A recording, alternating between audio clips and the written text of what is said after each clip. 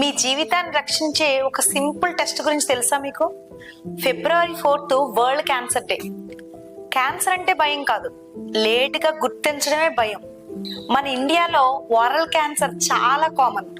దీన్ని ముందుగా గుర్తిస్తే 90% వరకు నివారించవచ్చు.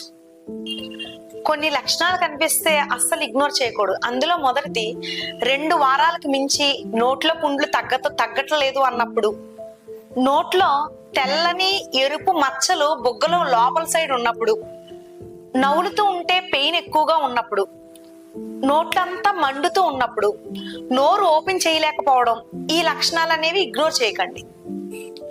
పొగాకు తాగడం, పొగాకు నవలడం, గుట్కా నవలడం ఇవన్నీ కూడా క్యాన్సర్ కారకం.